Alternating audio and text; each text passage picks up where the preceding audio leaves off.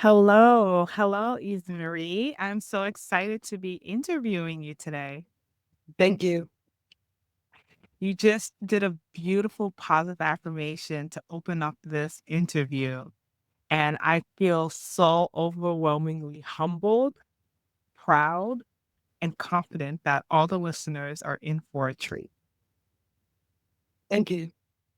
I appreciate the opportunity to be here. Right. So, with that said, you know, I've known you for many years, but this is the first time that I get to introduce you to some of my friends and the online world in this new faceted world that you're in. So, unveiling Yves Marie, I'd love to know the story behind the canvas. Do you mind taking a moment to introduce yourself and go beyond the titles and accolades and tell us who you are? Very well. Thank you. I'm equally excited for this whole experience. This is all new to me, so I'm happy to be here. I am Yves-Marie Idelia Desir. I'm a Haitian American, first generation, born of Haitian parents. Um, I've lived in Philadelphia most of my life, but we traveled from Florida, St. Croix, Philadelphia, Haiti, of course. And we had a bout in California that didn't work out real good. So we came back to Philly. Um, art. Art is therapy for me. I am the eccentric one of my family. I am the only one like me. I'm sure in a lot of places, my mother used to say, God broke the mold when he made as the world couldn't handle more than one of you. And so that used to be something that used to make me feel bad. And I was like, yeah, I'm an original. But art is therapy for me. I love color, I love texture, and I love expression. When I was younger, I did not have the opportunity to express myself.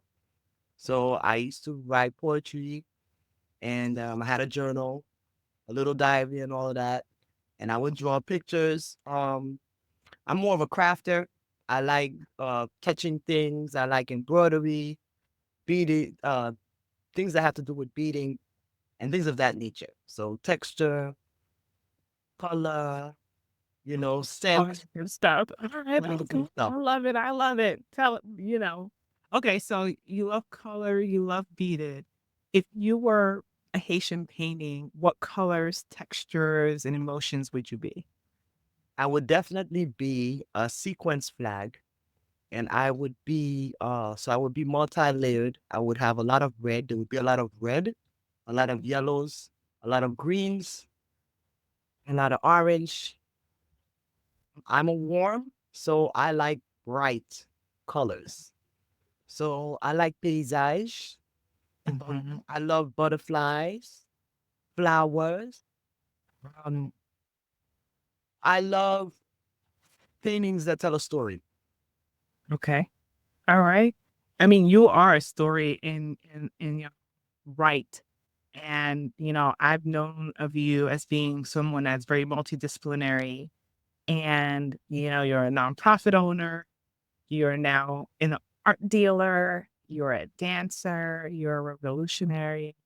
You know, I'd love to hear a little bit about this Haitian heartbeat, right? I'm Haitian, I'm a Haitian sister, and I'd love for you to talk about the soul connection, especially as we think about Haitian art. How does it carry our story of resilience, rebellion, and really reverence in each stroke that you see? Beautiful question. I grew up in a Haitian household in America, and then I had the privilege of living with my grandmother in Haiti. Haiti is living art. Haitians are living art. And vibe is different. Nou fe bagay yon lot jan. Uh, the smells, the smells in Haiti, the smell of the charcoal, the coffee in the morning. Le ap pile kafe a, ou sinon le ap pile sugar. Coffee, that's what she's saying. I love when you Yeah, speak. Real, let's go. Keep it Yeah, going. when they're grounding the coffee or when they're um doing the chocolate, when they're taking care of the chocolate, you know, um, the colors. Everybody knows how to do something in Haiti. It's one thing I Mhm, love about Haiti. They're resourceful. Everybody make it work. They make it work. When you see, um, my family on my mother's side, my mhm, maternal mother's side, my mother's maternal side is from Jacmel. And I had the privilege of going because I was looking for my roots and all that. I had the privilege of going in 2007 for the first time. And it was jolting everywhere. It was colorful and vibes. You could even tell it was a problem, even though there was like, the station by Cosa, you would never know. The vibe was just so sweet. Everywhere was good. From the French, the little French, Can you um, close can you close the door? I'm so sorry. Go ahead. yeah, from the French architecture left over from when people were there, the colors, the open doors. Everybody have an atelier. If it's not painting clothes, it's doing uh iron art, like with the doors Mhm, and everything, and you see a bent mhm. thing to make it Was flat. that one of your first pieces? Do you remember the first piece you've ever seen, like, that you fell in love with when you knew that, like, art was gonna be your thing? When I knew art was going to be my thing, the piece is hanging downstairs. But my very first art piece was my very first drum. I've been dancing like officially since I was 17 years old. But when we were younger, and in Haitian culture, they used to have bal de salon. That's when you have party at like people's house. Mhm, We were the entertainment, my brother and I. So we used to dance for everybody. My father used to get up and dance, get up and dance. And me and my brother would get up and dance. And we do merengue, compa, you know, tirasi, tisisi, tisila, So for me, the art started with movement. oh, wow. It started with movement. But my first piece, if you give me the privilege of showing it to you, it was my very first drum. My father gave it to me when I was 17 years old. And this was against my mother was in a church. So everybody was like, what is she doing? We always heard that she was weird. But drums, please, you grew up in the suburbs. It was a whole thing. And but it took to me, like I just took to him. But that was Mhm. my first piece of art was a piece of drum. And if you give me a privilege, I will show it to you. Yeah, go for it, let's Would you like to go. see it? Okay, I'm Yes, gonna I think everyone would love to see it. Thank you for okay, I'm that. gonna show you. Oh, Oh, wow, this is so cool. And while she's getting it, these are the two pieces that are part of the collection that you see actually behind her are going to be part of the collection that we're going to be actually selling online. And so we'll get to that in a second. But yeah, show us this drum. It's beautiful. It's hand carved, you see the painted. carving? You see the carving? This is goat skin. It's from a goat, like a real one, like a goat. Yeah. It's a yeah, I'm with goat is you. a popular meat in Haiti. Hmm. It's in a lot of stews and stuff. So that was my very first art piece. And then from there, like I said, I started making jewelry because the jewelry that I was seeing I didn't like. And I wanted to have my own swag. So I started making ankle bracelets. And then I would start making I used to see my father make uh uh like scrapbook, like scrapbooks, like Yeah. a lot of pictures and everything. And my father had a thing for that. And he used to do it. Okay. And so I used to make collages, vision boards. I still do. I make vision boards every year. I do a 5-year plan every year. I mean, you would think that I would do it like every 5 years, but your mind changes and you want to keep yourself focused. So I do mine every year, sometimes twice, depending on what I want. And then I bead. All right. Wait, wait. I love this. Oh, wow. Okay. I So my make father different really, variations of beads. I got this skill in a dream. I had a dream. This lady gave me 3 canvas. And then she said, we're going to cast canvas that. People on 3 mois to figure out how to do it. And then I did it. And so anyway, this is a canvas. Canvas is a gourd. Is a okay. anyway. Like I said, I'm textile. I like to touch. So he Okay. gave me the first pieces of art. And then my father, he's the one that gave me my first collection. They started, it was a voodoo collection. And at the time I was in the church.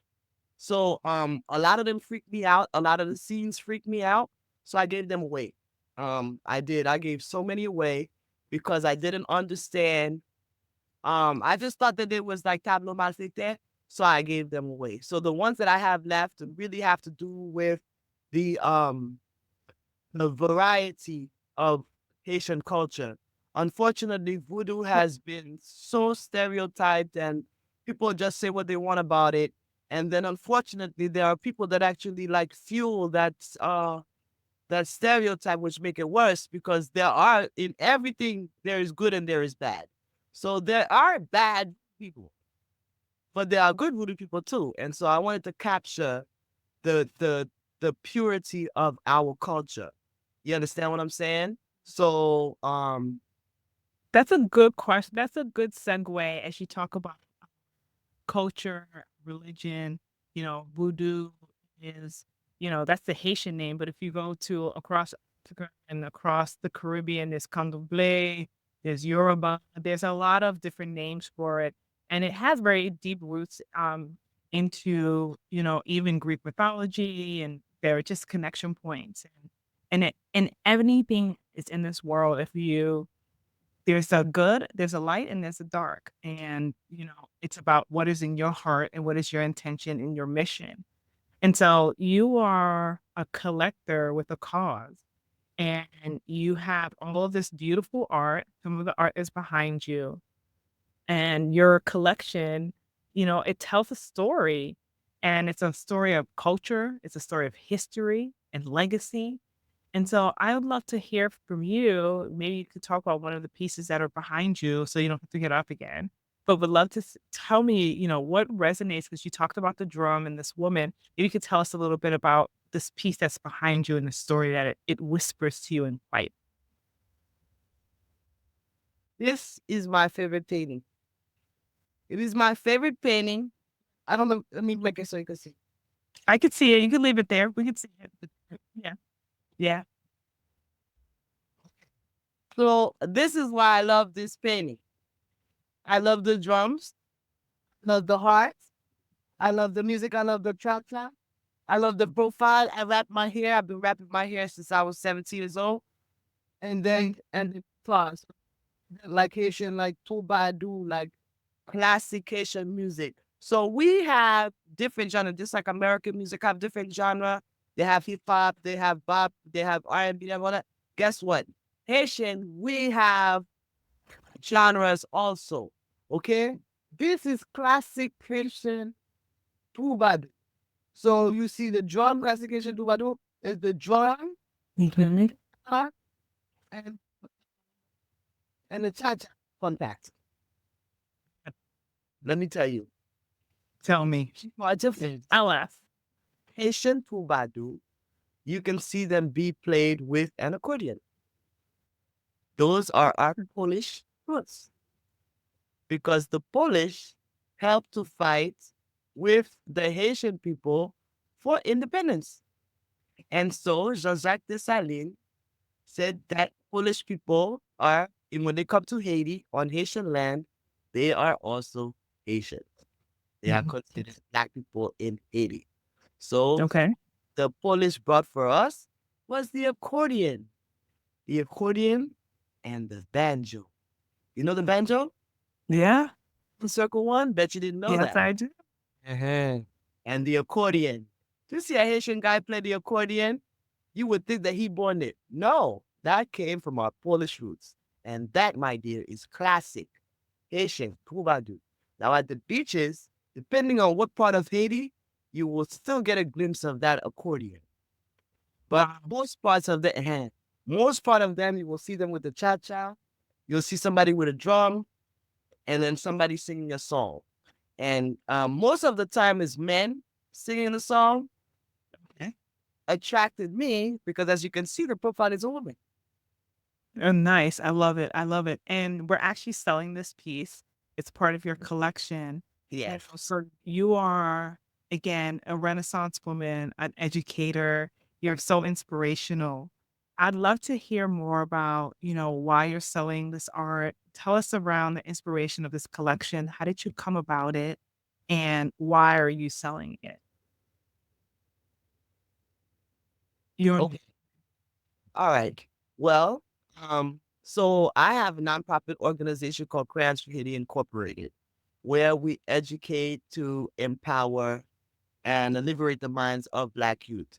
What we actually do is we use art, we use culture, we use entrepreneurship, travel, of course, and education to accomplish that goal.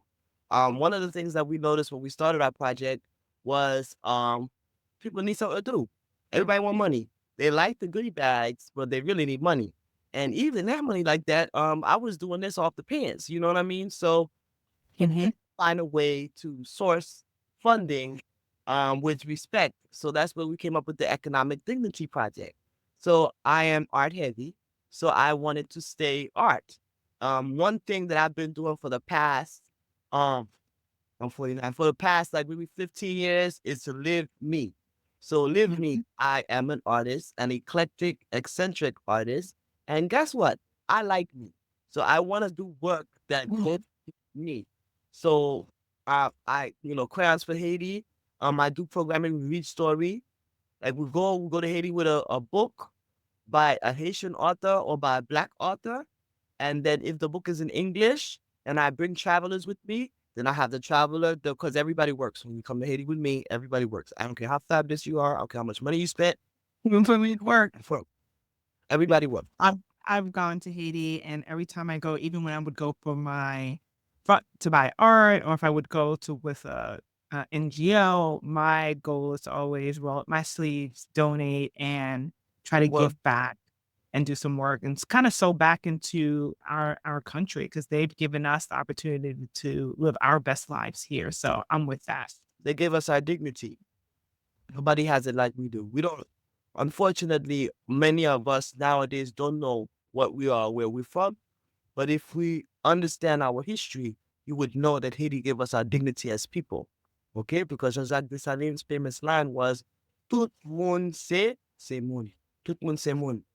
People are people. We are people. We are men. We are women. We are people. Okay?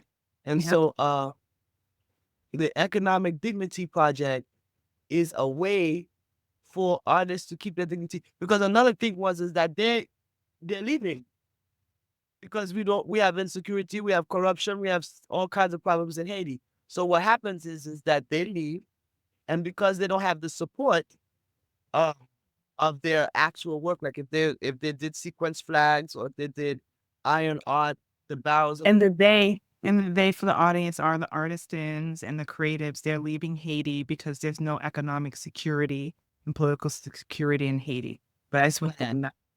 I don't. I'm I'm sorry. sorry. Yeah, No, you I'm good. sorry. You I good. apologize.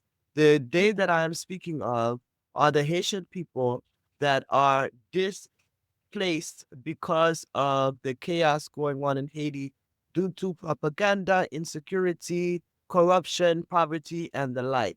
Right now, we have a big problem with human trafficking, the organ business that they have over there, the guns that are being brought into Haiti. There's a lot going on. And then our politics are not stable. So, unfortunately, many of our artists are very, very talented artists, are spreading out all over the world. And so it was an adventure to even find some of these artists. Oh my God. When I first started Crayons for Haiti, um the goal was to commission only artists in Haiti. We got to ship Mhm. it. So I had to, cause then I had to go and get it and then bring it back. So that was the thing. And so, and then two of my artists traveled and I had to make a decision. So, I'm a fixed sign. So I like consistency. So I kept my artists. I have one in Brazil and I do still have one in Haiti in Cape Haitian, and I have two in America. So unfortunately I had to open it up because I had to give access. I have to sell the paintings one because we need to fund our project. Mhm. So we bring goodie bags, we read a story. The first night we pack the goodie bags. The second day, we meet the children. The first project is we read a story, right? And then, like I said, if I bring a traveler, the traveler will read the story, and then me, I will translate it, right? So page for page, just showing you know how to do storytelling. Then when we finish, we do an arts and crafts activity that goes with the story. We change the Okay. you do the arts and crafts activity to go with the story. The arts and crafts activity, they get to take it home. I do not keep anybody's arts and crafts activities. I take pictures of them so they can see that they actually did them, but then they get to take them home. Because what we also understood is that a lot of the NGOs that were coming and doing programming in Haiti, they would take their work with them so they can show that they was over there. But then the children don't have no souvenir. Yeah, and then I was part of a nonprofit. We did some artwork with them, and sometimes we had them do photographs. And what we did was then we took the cameras back and we actually did an art show, and it would have been great. And I think we might have sent pictures back, but they don't usually allow the art to stay there. So I can resonate with the power and the importance of leaving the souvenir with these kids of hope and joy. It's like you give them a concept, but they walk away with something really figurative. So, Voilà. I wanna hone in a little bit deeper here because we're doing something really special. We've partnered, Vivant and Yves-Marie in your art, and we're partnering to do something really special here.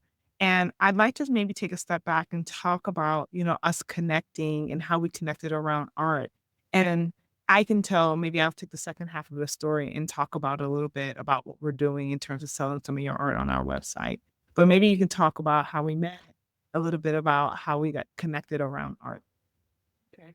Well, the first time I met Florcy was at a Haitian professionals Philadelphia Haitian Professionals, something like that. It was an organization in Philadelphia called Haitian Professionals of Philadelphia. That's what it was, HPP. Yes. And Mhm. there was a membership meeting, and she was one of the like important people, like the one of the officers or something. And that was the very first time that I saw Florcy. The second time was that she had a gallery event at Vivant Art. She used to have a gallery on Gallery Row, the artist row in Philadelphia, and I had the privilege of going to one of her events, and that's how we met. Yeah. I actually got to And talk to her and everything. yeah. And I remember this is like, I opened this gallery in 2007, 17 years ago. And I actually remember part of that conversation, you actually sharing that, you had a collection, you were interested in sharing Haitian art. I was like, yes, go get your artist. You should definitely do this. I always believe the more people that were in the art world, the better. And I'm so excited to be today to this moment of us coming together to partner and, your story around one being an art champion and being an artist, a dancer, a collector, an educator, a jewelry maker, and saying that you want to raise funds to be able to continue to fund your nonprofit by selling Haitian art. I was like, yes, we can get behind that and we can support that. And so we are exhibiting 10 unique one of a kind pieces on vivantartgallery.com, where Eva Marie is hand selected her collection and we're selling them for her. We're Yeah, helping her Mimi with the wants to say hi, but marketing. she keep coming over here. This is my cat. She's Okay, just hi, laying right that. there. Sorry. What's her name? This is Tikita. Her name is Hi, Tiki, Tikita. and she has been messing up my flow. So I figured if I put her on the spot, she will go away. Sorry about that. I'm good. That's all good. So My she's dog's in the climbing and background. reaching and doing all kinds of things underneath this camera, and I am keeping my patience. You're doing a good job. So Thank you. I was just kind of, sharing a little bit about, the art that we have on our website. So you've taken this nonprofit and your nonprofit is a movement. It's not just the organization. And what you have is a defining moment that has led you to one, create this organization, but to use art as a medium to champion your vision. Can you talk about, you know, from art to action, why art, and why are you using it? And what does this mean? Like if people actually go and buy the art on our website, what would this mean for the organization? Crayons for Haiti um, is dedicated is dedicated to encouraging um, empowerment. wherever you can with whatever you have. Um, art has been a way to express, to heal, to share, to connect. And when you buy a Haitian piece, you support an artist, a dream, you give somebody hope because with the proceeds of these art sales is continuing programming in Haiti. And the other one's hope. So when go back to Haiti, and go, I sold your painting and pay them that money, and they could fit for the whole school year, put it down for the school or whatever like that. And I still have money to buy rice because we feed the children every time we do an event. Every time we meet the children, we don't just do reading and then give them a goodie bag and then do the art. No, we gotta feed these children. Mhm. These children. And guess what? The lady that cooked the food, we gotta pay her for cooking the food. All that Mhm. costs money. So when you contribute to buy a painting or a drapo or a sculpture, you are feeding somebody. You are feeding hope. You're not just feeding their bellies. You're feeding their mind. You're feeding their soul. You're giving them espoir. You're giving them hope. Yes, your art can take you out of this mess, can give you access to a better way. Mhm. I love that. I love that.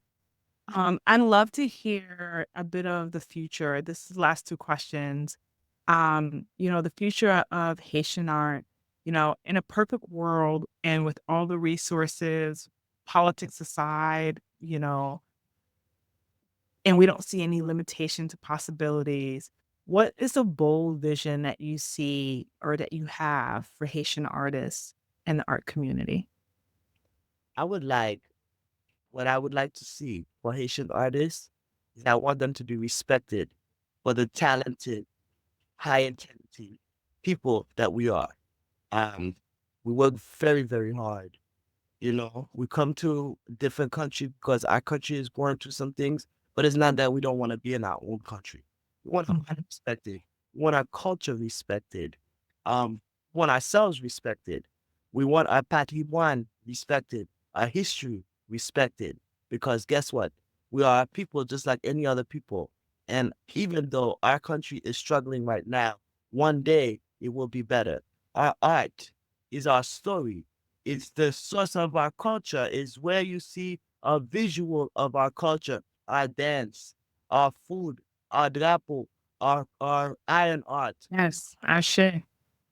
You know, that's all a part of our essence. It represents everything that is Haitian, everything that is inside of us, not just the African, but the indigenous as well, because it was the red man and the black man that came together to take the freedom. So we honor all that in our essence, in our images, in our textiles, and in our work.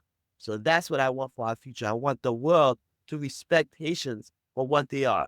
We are the first Black republic, the first peoples to have Yes. audacity to claim our freedom and not only bleed for it, we sweat for it, we bled for it, and we paid for it as Mhm, well. and we help other countries Then we helped other people as well. get their freedom, and now we need them. Where are they? So what I want people to remember is remember us because we need you now. So by supporting our art, you support our future, our opportunity to regroup, restructure, and rebuild the Haiti that we all know we deserve. All right. That is a rally cry. I was gonna ask you to close with, an invitation to join your movement, and I think that's it. It's around I want everyone to, visit vivantartgallery.com and visit us online and engage. We're going to be sharing posts online, social media. We want you guys to tag other folks into it. We want you to comment, like, and share. In addition to that, I think what's important is we're going to be doing the blog and we're going to tell the story. We're going to post this whole video on YouTube, but we're going to be also doing a blog post. So we'd love for folks to be able to come and engage with some of that content as well. But most importantly, we know the power of art. Art is our legacy. It is who we are. It embeds our stories, and we want to invite people to come and buy this art. We are going to be offering specials. Maybe if you need to do a payment plan, we're willing to do that for you. So we want you guys to be part of this journey, part of this movement, part of this mission. And we want to encourage Yves-Marie on her journey in this art world. And so we want to go ahead and buy this art, right? And allow her to continue to do the good work for our community. And so we invite you all to be a part of that. I'm going to allow Eden-Marie to say her closing and share where you guys can find more information about her as well. Thank you, Percy, for the opportunity to share a little piece of myself with your public. Thank you for the opportunity to share my art with you. Haiti is very, very dear to me. Like I said, Haiti, put the dignity on our face, put the nose on our face. Therefore, and for many other countries as well. So, ladies and gentlemen, boys and girls and girls, whoever you are, support us, support a cause to ensure freedom for all of us. Because guess what? When Haiti hurt, everybody gonna hurt. That's where they coming. They coming to y'all. Come on. With the people. Um, support. You can find me on Instagram at My Desires Arts. You can also find me on TikTok, also at My Desires Arts. On Facebook, you can find me on Crayons for Haiti Incorporated. That will give you an insight on all the work we do in the community here because I do out of school programming. I don't want to get into making puns because that's another hour. Educational programming as well. And you will find all the education stuff that has to do with crafts for Haiti, all the stuff we did in Haiti, the art, dance, everything. You'll find that on Crayons for Haiti's page on Facebook.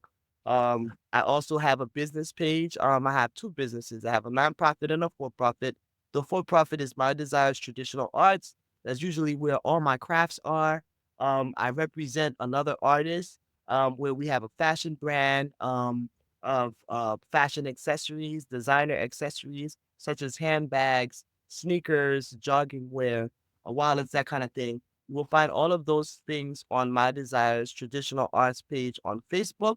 And of course, my personal page, Yves-Marie Desir. Everything is there. Everything. I've got clapper.